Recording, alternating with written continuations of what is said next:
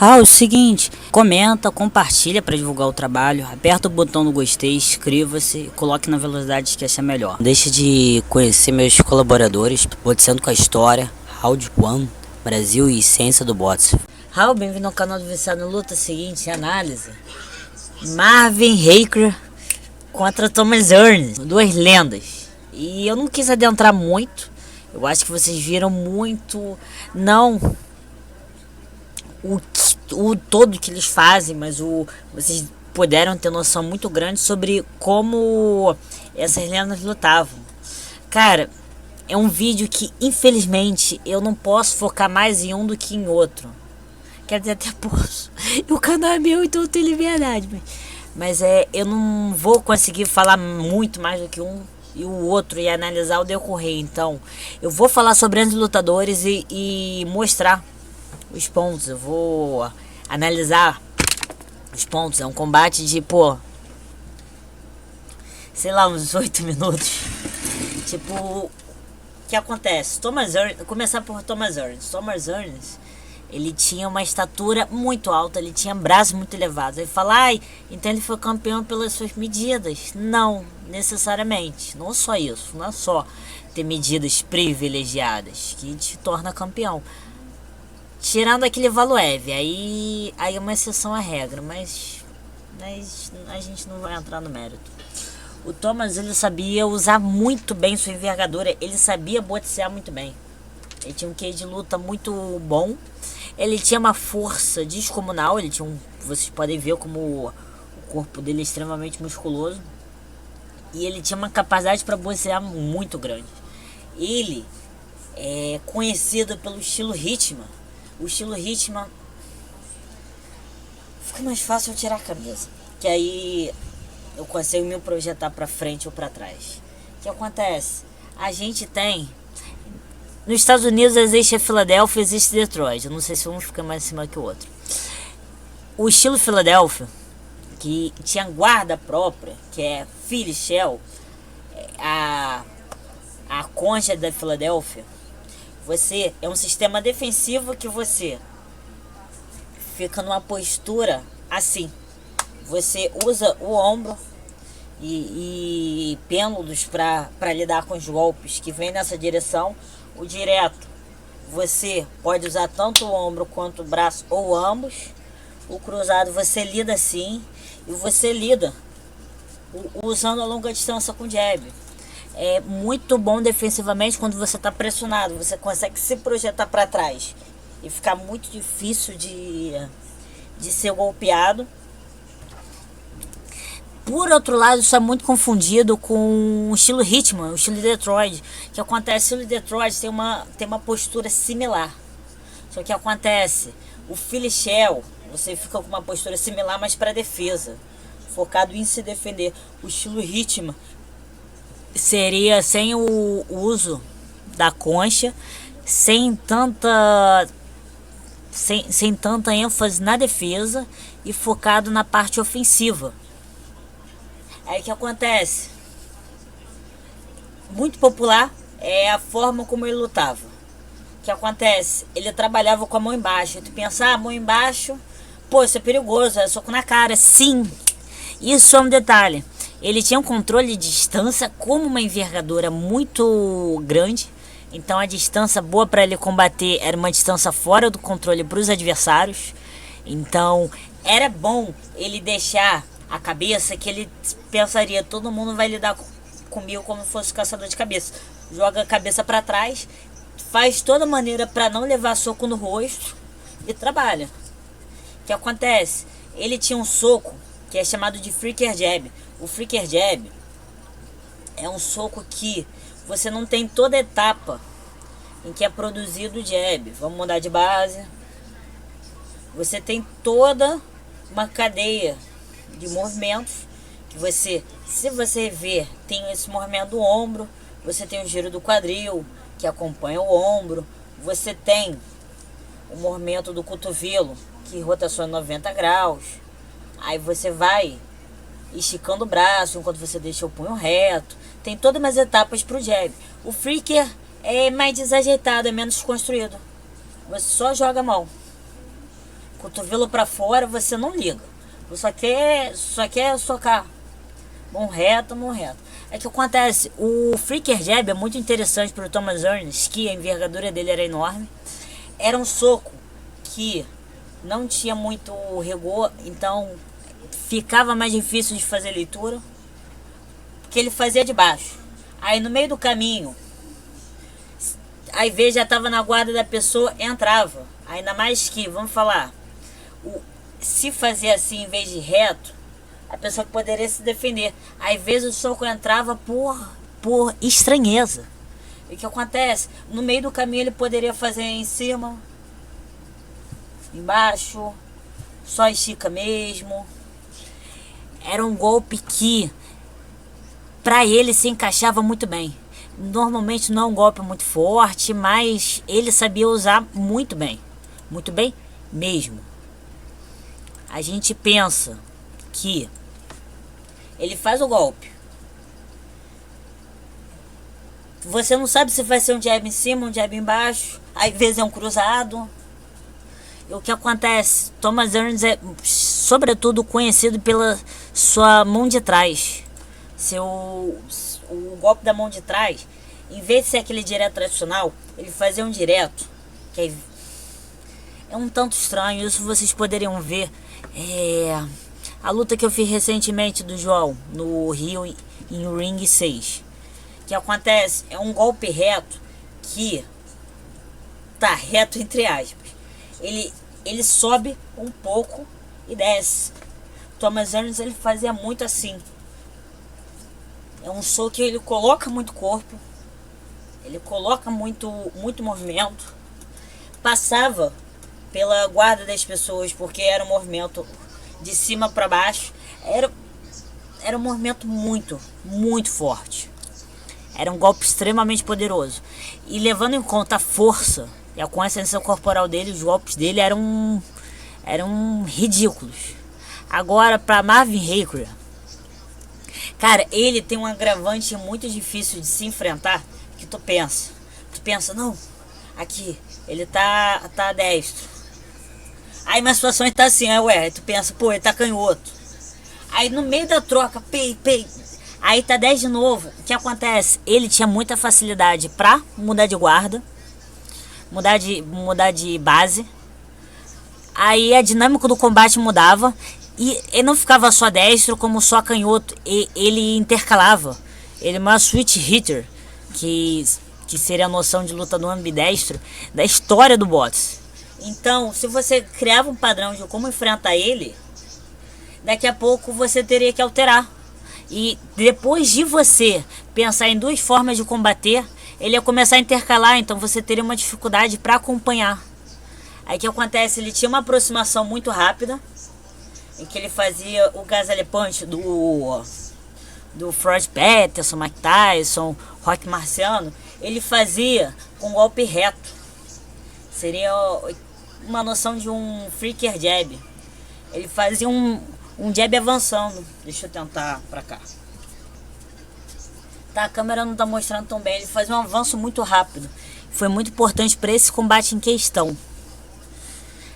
Na curta, ele era muito bom. É interessante que na curta ele não gostava. Ele lutava muito bem na curta, mas ele se destacava saindo. Ele se colocava numa posição que não ficaria tão exposto, que ficaria nessa parte do ombro, aí ele saía. Aí ele golpeava. Olha, o Thomas Ernst é um pouco mais detalhista. O Marvin a gente pode compreender um pouquinho mais a partir da análise, porque fica difícil uma exemplificação mostrar a eficácia desse estilo de boxe. O Thomas, ele tem grandes detalhes, também um controle de distância. Quando ele boxeava normal, quando ele ia dar o freaker e fazer sua postura do ritmo, ele se projetava para frente, por isso até que eu tirei a camisa. Você tá enfrentando ele aqui, aí daqui a pouco ele faz isso. Aí vamos falar, cara, não tem essa envergadura que eu tenho, tem uma envergadura muito maior. Aí o cara tá aqui, aí golpeia aqui. Vamos falar, equivalente a eu conseguir atravessar a tela com um soco. é a minha tela da webcam. Ele tinha um soco que ele transformava num soco muito longe. E já era naturalmente um soco muito estendido. Aí o que acontece? Você caía no jogo dele a partir do soco reto dele. Aí às vezes ele ficava fintando. Aí ficava fazendo assim, tipo uma Shiba. Às vezes subia. Às vezes parava, voltava. Ele fazia muito bem o uso da finta. O uso da finta. Eu não gosto de fazer uma ultra introdução técnica prévia, mas eu acho que para esse combate vai se encaixar. Cara, pegou fogo.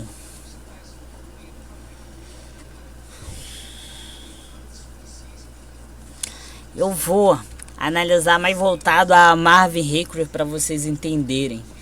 Eu não detalhei tanto porque o Thomas era bom eu falar previamente a dinâmica dele, porque as distinções da forma como ele luta são características técnicas em decorrência do corpo, do biotipo. E não só do biotipo, na verdade da estrutura corporal, o alcance dele, a altura dele. O Marvin são noções mais táticas e também técnicas, então a gente pode analisar. Eu entendo que quando você tem um estilo de um lutador, você vai ter uma parcela que é em decorrência de o estilo pensado para suas características anatômicas. Por exemplo, Thomas Ernest lutando na longa, você vai ter alterações feitas para enfrentar o oponente. Então seria ajustes técnicos que você faz para lidar com aquele oponente. E existe coisas que você vai fazer em todas as lutas que são padrões seus. Por exemplo, a gente pode falar da forma como ele executa direto um padrão. Em alguns momentos a forma como ele está executando o freak tem todas. Isso é uma característica anatômica. Alguns ângulos dos golpes, algumas formas de ele executar, tem momentos que é feito já sob medida. Isso no segundo, terceiro round para o Marvin. E o que acontece? Ele tem um estilo que lembra muito o Muhammad Ali, ainda mais na questão de footwork, que fica assim. Vocês vão poder ver. Eu teria que fazer um vídeo do Muhammad Ali para respaldar o paralelo que eu faço.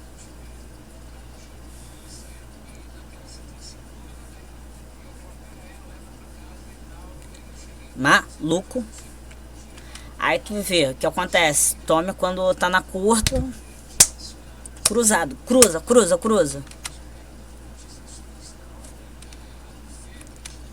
Aqui é maneiro. Ele tá canhoto.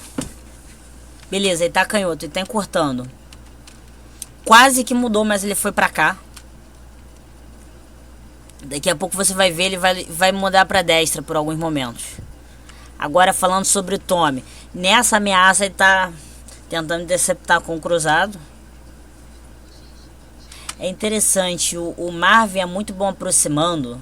Ele pode ser feito paralelos, mas existem distinções na forma como ele encurta e ele luta na curta comparado ao Roberto Duran. Tem similaridade, mas tem diferenças. Aqui o Marvin tá numa posição muito baixa, mandando um soco muito amplos pra ver se ele mole, né? A curta distância do Tommy é uma porcaria. Aí o que acontece? Ele, pra tentar, como eu falei no react, o alcance privilegiado dele na curta distância se transforma num empecilho. Ele, em vez de tentar fazer curta distância tradicional assim, ele tenta pegar os golpes lá de trás, pegar de uma forma aberta e fazer todo um ajuste para encaixar. Porque ele não vai conseguir fazer isso. Conseguir fazer isso, o adversário tá no outro lado do ringue. Então ele tem que fazer um jeito de encaixar os golpes.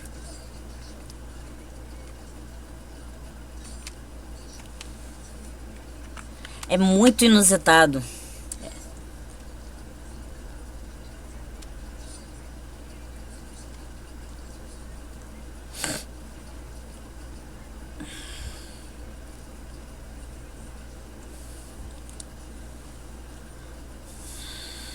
Aqui o Marvin encurtou legal, bicho. Encurtou, encaixou muito bem. Aqui o perigo seria ele... Se ele tentasse avançar, ele seria interceptado. Então ele tentou pegar um ângulo que ele ainda poderia receber o golpe, mas tirou muita atenção por conta do soco.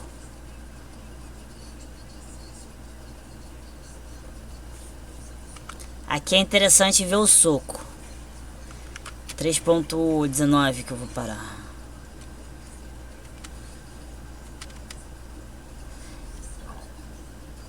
– 40% da velocidade. Você vê um soco, até passa um pouco da linha no ombro, no arco. Pode ter uma trajetória retilínea, mas a trajetória não é exatamente retilínea. Pode dar até uma impressão, se visse de frente. Mas a trajetória é um pouco em arco. E é muito estendida. Eu acho que vai ter um direto aqui também. Isso aí dá pra pensar no mais direto, um direto mesmo. O Marvin é chamado a atenção por questão de golpe baixo, porque ele realmente tá lutando muito abaixado. Ele tá tentando cortar contra Thomas Hearns. É tipo... É um cara muito perigoso, então ele tá tentando mandar golpe avançando. Pra baixo mesmo existe muito chance de golpe baixo.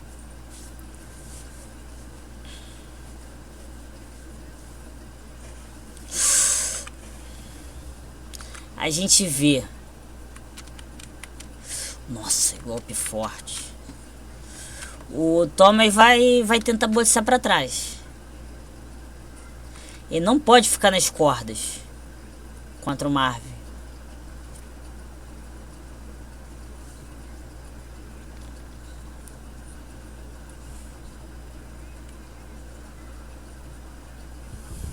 Aqui é interessante. Já que o cara tá encurtando, ele fez uma forma bem interessante de socar. Ele tava assim, aí soca dessa forma. Ele não tá na máxima extensão, mas pra ter o poder equivalente a um direto normal, ele usa bastante o corpo e a postura que ele tava pra executar. Vamos falar, seria equivalente ao alcance de um cruzado, mas ele criou todos os maneirismos pra ser bem encaixado.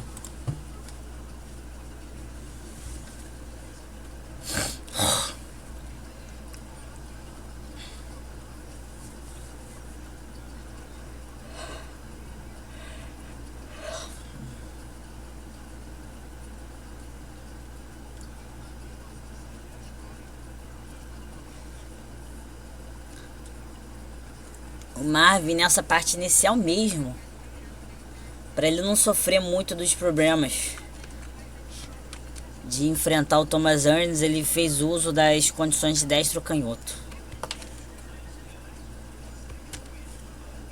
E a gente vê Thomas lutando para fora e aproveitando a distância, encaixando ótimos socos. É um ângulo um tanto privilegiado. Isso aqui é o Gazelle Jab. Vai ser ótimo para encurtar. Gente, aqui tá a distância. O alcance do Hearns eu acho que é mais ou menos isso. E se for para falar o alcance do Marvin, eu acho que seria aproximadamente isso daqui. Tá uma distância muito longe. Isso eu tô falando, ele se projetando já ficaria aqui. Aí o golpe eu acho que realmente se encaixaria nessa distância. Não dá pra golpear. Não tão no alcance mesmo. Mas o que ele faz seguido é interessantíssimo.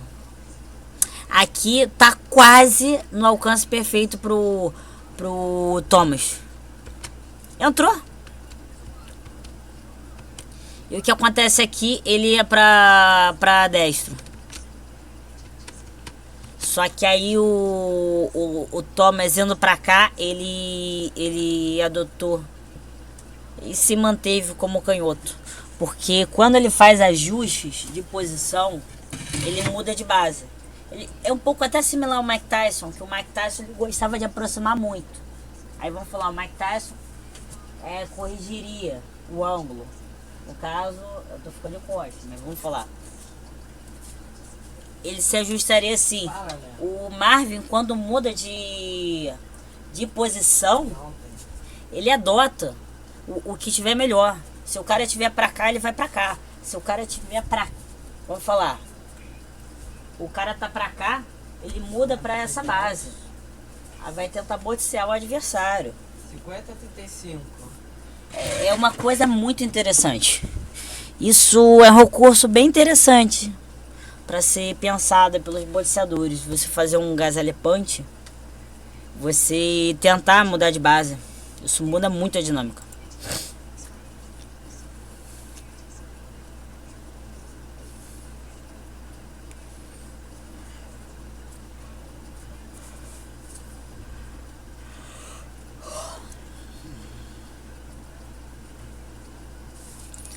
É interessante. Não posso dizer com toda certeza, mas foi a primeira vez que eu identifiquei. Foi a mania horrível, a mania chata que os boxeadores falam que os americanos têm muito, de deixar a mão na frente. O que acontece? O Thomas Hearns, ele fazia o que chamam de jab preguiçoso, que dava um jab, aí voltava, a mão tava voltando. Aí tu ia, bebia uma água, descansava um pouco, aí a mão tá no meio do caminho, aí mandou o jab. O que acontece é uma mão atrasada, que você... Não é mão atrasada necessariamente no sentido... A gente poderia pensar na mão de trás, não é nesse sentido que eu falo. É o jab atrasado, que você deixa o jab estendido. É como... Chamam de jab Kindashi, jab... como é que chamam? Estacionário, tem vários nomes informais que as pessoas dão. Você deixa o jab ali, tirando a visão.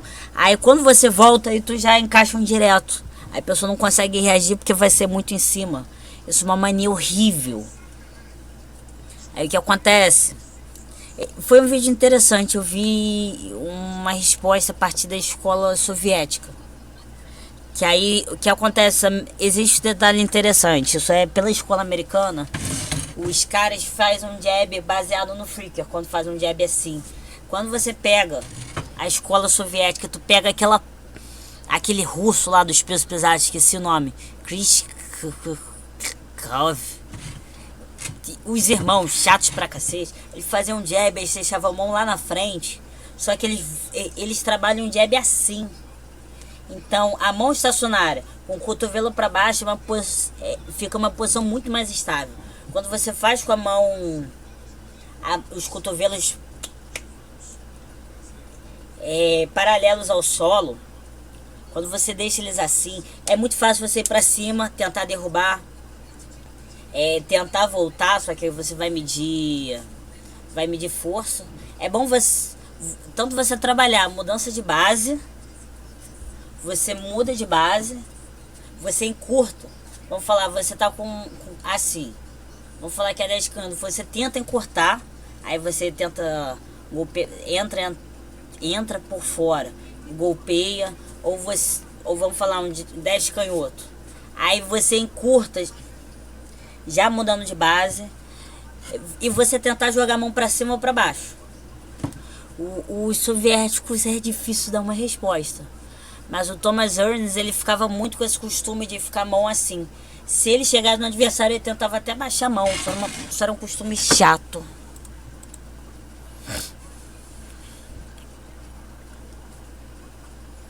Isso também era bom pra medir distância, viu? Esse negócio de jogar o cara pra baixo.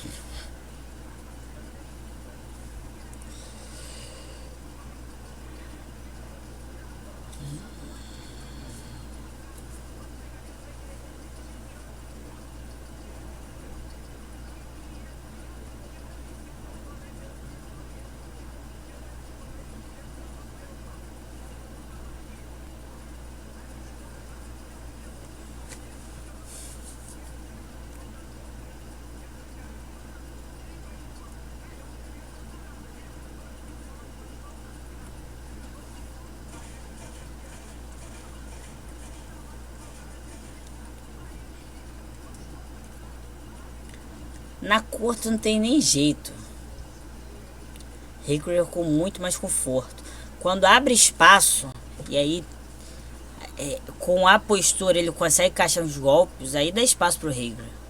Quer dizer, pro Thomas. Ele tem um trabalho de média para curta distância interessante. No caso do Tommy, quando ele começa a socar assim, aí ele consegue colocar corpo no soco numa distância muito estranha. Mas você vê, ele não tem muito conforto. O que seria golpes retos para ele, ou necessariamente uns golpes cruzados, mas não tão num ângulo não tão fechado. Ele trabalha como golpes cruzados que ele tenta colocar muito embalo, mas tem muita, mas são muito são muito difíceis de serem vistos como golpes sérios. Maluco.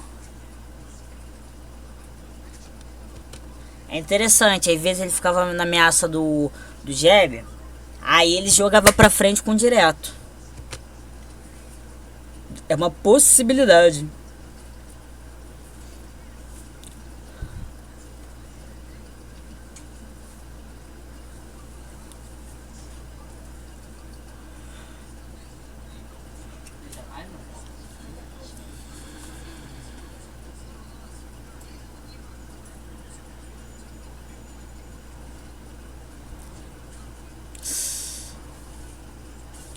Aqui é uma coisa interessante.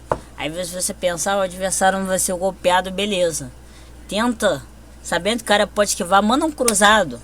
O cara pensa, ai, eu vou conseguir esquivar desse cruzado. Vai ver, tu dá um cruzado, vai andando. Cara, essa aqui foi esperta.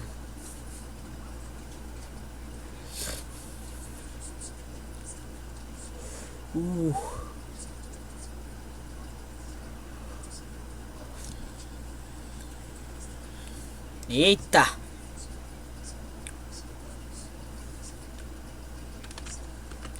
Até eu não entendi exatamente bem. Ah, desequilíbrio mesmo. Postura. Aí tu vê a dificuldade para enfrentar o Tommy. Tu mandava um jab, ele se projetava pra frente, mandava um jab, aí o cara mandava um soco tentando te atingir, aí você voltava a postura e boteava pra trás. É como eu falo, é muito difícil encontrar boxeadores que sabem boxear bem pra trás e boxear com calma. Mas boxear pra trás é mais fácil você não ser alvejado e você alvejar o oponente do que a situação contrária. O que acontece? Se o cara fica nervoso, não sabe boxear pra trás, aí boxeando pra trás ele vai levar tudo. Tu joga 10 golpes, o cara vai levar 12, no mínimo. Mas tipo, o cara luta bem, se movendo pra trás é diferente. Aí tu lança 10, se encaixar 3, reza. E tipo, muito cuidado pra não receber o golpe, porque se o cara mandar 10, uma pessoa boba levaria 10. Uma pessoa boa levaria uns 4, 5.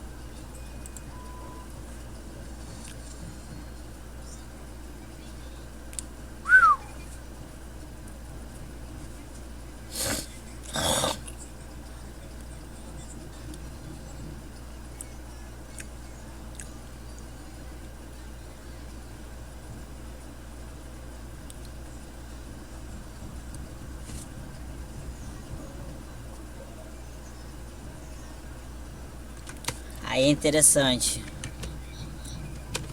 o que eu falei sobre o Freaker do Tommy. Aqui tem o maneirismo de ficar chamando atenção. Isso não foi isso foi um Freaker para incomodar. Normalmente nessa distância o cara definiria se seria um golpe no rosto, um golpe no corpo. Se ele quisesse, se não tivesse guarda aí, ele quisesse avançar para mandar um cruzado, daria. O Freak, a maior arma do Freak não era necessariamente o soco, mas era a imprevisibilidade do Thomas Ernest. Era um QI de luta muito grande com um lutador muito pouco ortodoxo.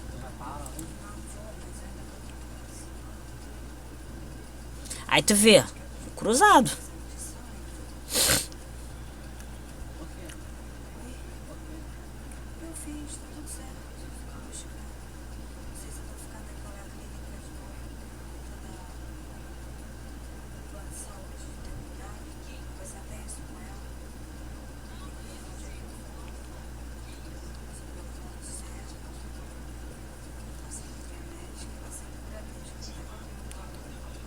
Tá uma briga.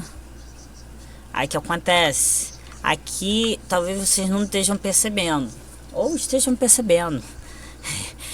É uma interação muito pouco transparente. Mas agora Thomas Hearns tá aproximando e o cara tá devolvendo o golpe. O certo não era o Marvin Hagler aproximando. O certo era o Tommy não deixar o cara aproximar. Quer dizer que tá entrando numa situação perigosa. Aí tá trocando chumbo. Já que o Marvin tá entrando, tá sendo chumbo trocado. A gente pode ver o início de round sempre fica pro Thomas. Mas a metade final... Eita! Beliscão na bunda não pode, cara. Aqui. O Marvin, pô, ainda mais nesse tipo de situação, ele fazia uma superextensão dos golpes bem exagerada.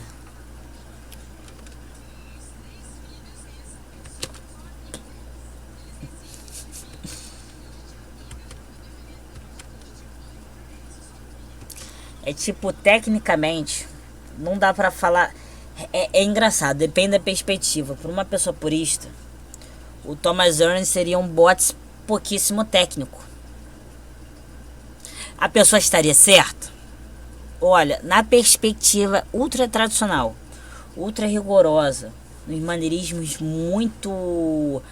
sem muito espaço para maneirismo, de fato. Só que ele tem um boxe muito próprio. Ele tem uma variação muito própria.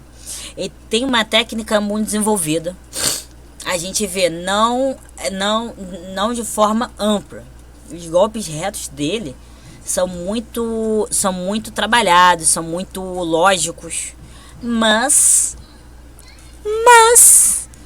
existem situações, por exemplo, os golpes cruzados dele que não são bons. Não são bons. Até pro que poderia se esperar dele, ele não trabalhou de forma igualitária. Não é igual. Ele pode ser visto como um lutador não técnico ou um lutador extremamente técnico dentro da escola ao qual ele trabalha.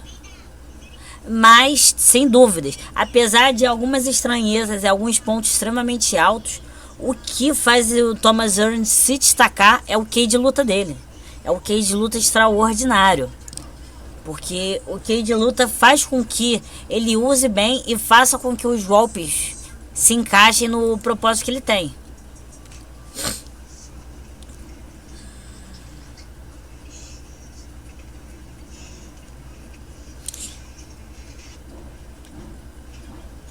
Que acontece, eu vou ser sincero, depois eu vou caçar outra briga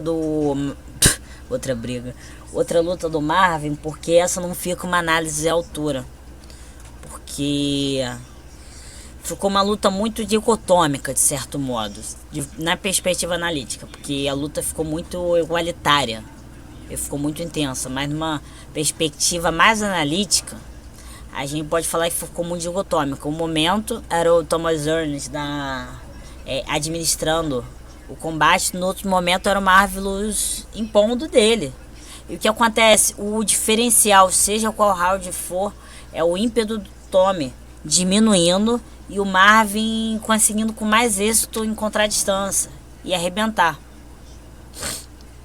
Eu vou caçar depois uma luta futuramente pra pensar no Marvin. Mas aqui a gente vê, ele tem uma habilidade de encurtar e lutar na curta. Tanto esquiva como defesa e pancadaria.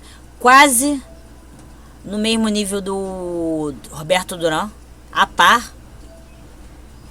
E ele tem uma aproximação muito boa. E é muito difícil você enfrentar um oponente que é destro canhoto e é destro e canhoto ao mesmo tempo. Ele não tem só duas bases. Ele tem uma base, ele tem uma transição. Ele tem uma maneira de combater com transição. Então você enfrenta um canhoto, tu enfrenta um destro e tu enfrenta um cara que é destro. Aí no meio da trocação o cara manda golpes de ângulos diferentes porque ele virou canhoto. É como se fosse 3 estilos em um homem só. Aí tu pensa que isso é lutando, às vezes na longa, aí de média, encurtando. Aí na curta ele tem uma maneira muito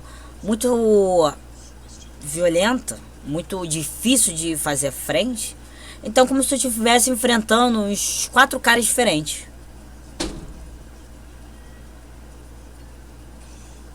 Porque a maneira, por exemplo, Roberto Duran, a maneira que ele enfrentava dos golpes retos, jab, ele era de média para curta.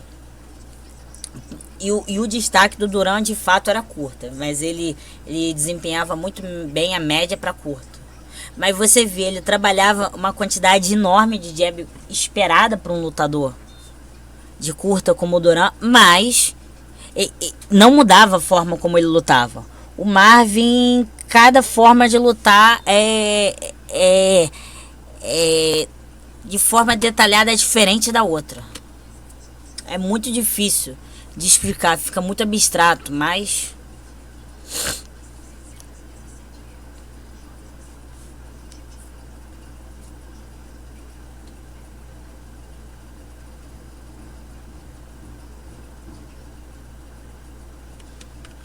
era um fato interessante. Na minha opinião, o Tommy ele não era bom andando para a direita, mas para a esquerda era num ritmo muito bom, porque enfatizava o trabalho das mãos da frente. E é um tanto estranho, mas eu não sei se vocês vão concordar. Eu vou até usar esse momento aqui. Mas levando em conta a forma como ele trabalha, eu não acho que ele conseguiria pendular bem para essa direção. Você, se é um lutador que você é construindo, trabalhando só os golpes retos, só essa movimentação, se for necessário, você sabe fazer alguma situação defensiva que entre nesse ritmo. Agora vamos falar, você luta assim, aí do nada você tem que pendular. Aí tu vai fazer o quê? Tu vai se distanciar e depois você vai voltar a trabalhar assim? Ou você vai começar a trabalhar outra forma?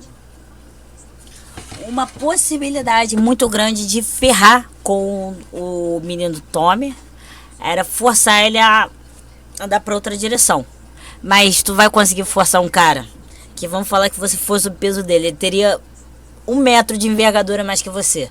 Pô, fácil demais, né?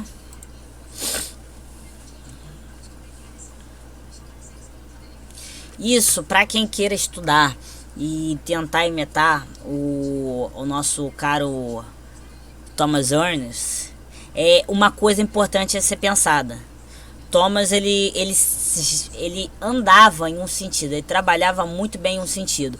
Caso vocês queiram fazer estudos dele, é bom vocês não ficarem presos só nessa movimentação que ele ficava. Thomas era Thomas. Nem todo mundo vai conseguir imitar o cara tão bem assim. Medidas. Você pode imitar o estilo, mas seja um estilo ajustado a você. Tu vê quando... Eu só não quis levantar antes porque eu queria entrar nesse mérito. No momento em que... Eu não sei se vocês perceberam. Não seria bom. Entendam por quê. Ele tava destro? Ele tava destro. Canhoto, voltou pra destro. Agora ele ficou canhoto. Se o Thomas tentasse andar pra aqui, aí o cara...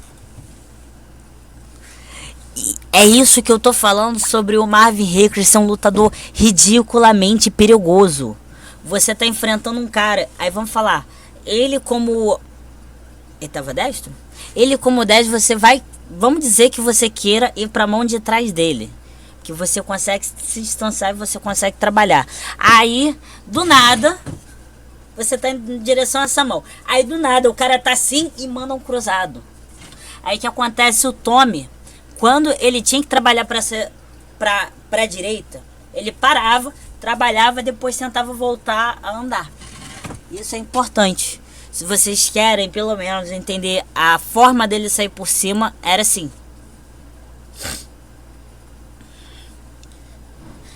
É tipo, uma pessoa que não vê tantos detalhes não vai entender porque o Thomas aí do nada ele fez isso.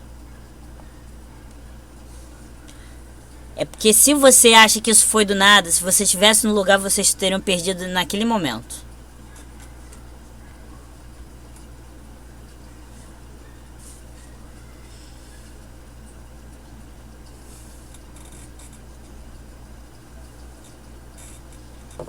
Um ponto retirado, se eu lembro bem.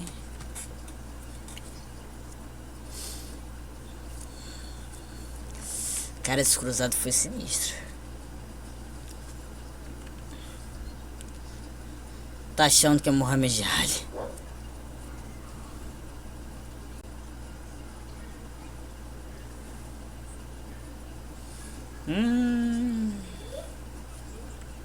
Aqui é interessante, gente, porque ele fez isso.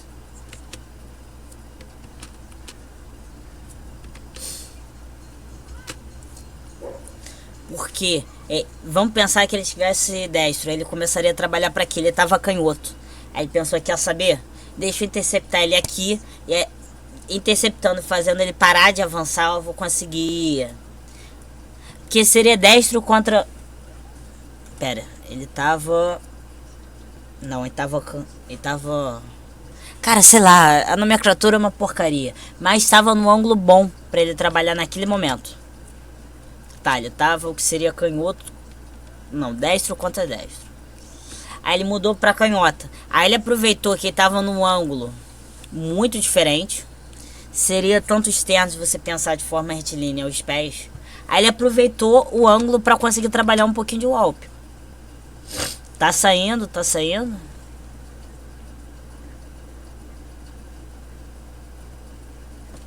Aqui foi ruim.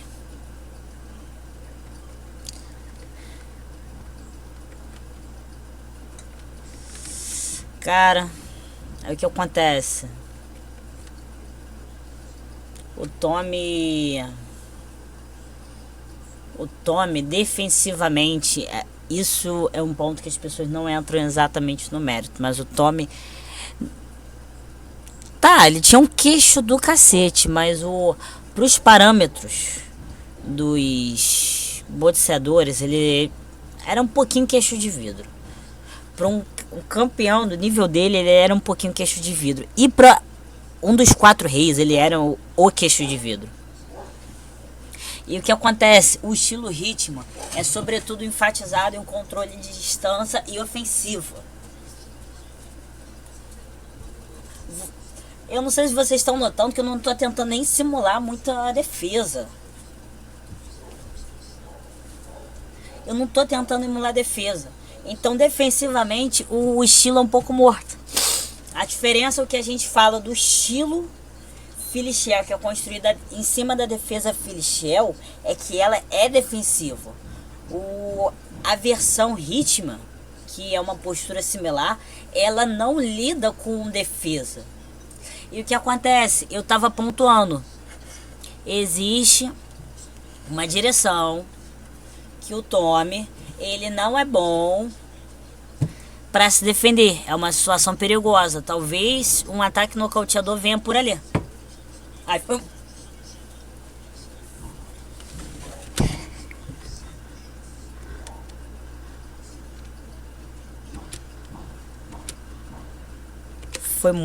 cara, aqui foi muito... O que acontece ruim, que ele andou muito, o cara aproximou, eu acho que ele tava tonteado. Ele tava meio bêbado das ideias. Ele tava com uma base paralela. Putz grila.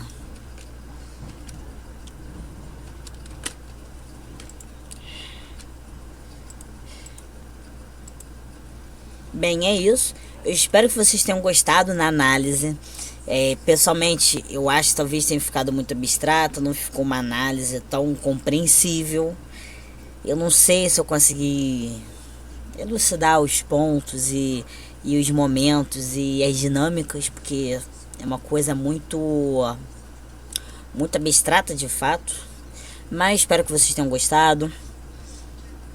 Isso foi uma análise que eu consegui mais destrinchar e pontuar em cima das vantagens e desvantagens de Thomas Ernest do que necessariamente Marvin Hacker.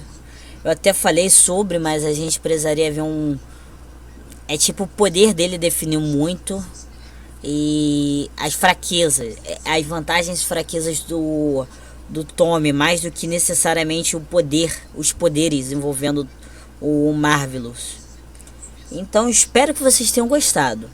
Futuramente eu possa trazer, vocês podem sugerir um combate, se não mais para o futuro eu penso em um combate legal. Vocês que de certa forma podem guiar o conteúdo do canal. Então aquilo, não deixem de comentar, comentem o que quiser, pode sugerir qualquer combate que for. Não deixem de se inscrever e ative o sininho se vocês acharem que vale a pena. Aperta o botão no gostei, compartilha aí pra divulgar meu trampo. How? Qual é, meu povo? Seguinte, mandei o Insta aí do pessoal, tem meu Insta aí, quer vídeo? Chama no Insta. How?